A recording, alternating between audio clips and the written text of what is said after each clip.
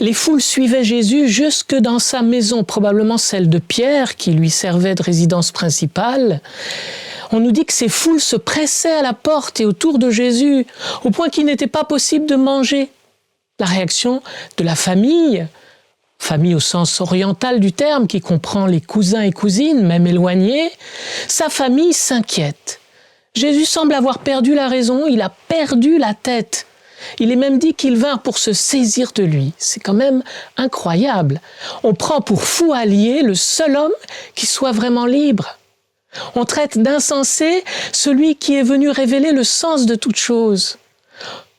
On veut ramener à la raison celui qui est la source de la vraie connaissance. On voit combien le rayonnement du Saint-Esprit peut passer totalement inaperçu et même être combattu. Aujourd'hui, combien de personnes se déclarent chrétiens, se réclament de la famille du Christ, sans percevoir l'urgence qu'il y a à se rassembler autour de lui pour entendre sa parole, pour recevoir son pain de vie.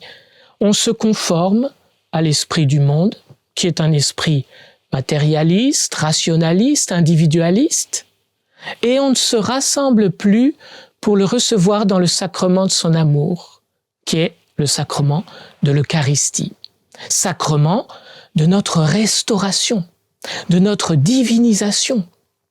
Se rassembler pour rencontrer le Christ caché dans sa sainte liturgie et dans un morceau de pain, alors qu'il y a tant de choses à faire, cela ne paraît pas raisonnable aux hommes d'aujourd'hui. Mais la vérité, c'est que si notre foi n'est pas plus grande que notre raison, nous pourrons chercher à nous saisir du Christ.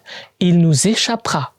Tandis qu'à l'heure fixée, quand lui nous saisira, serons-nous prêts à entrer dans sa gloire?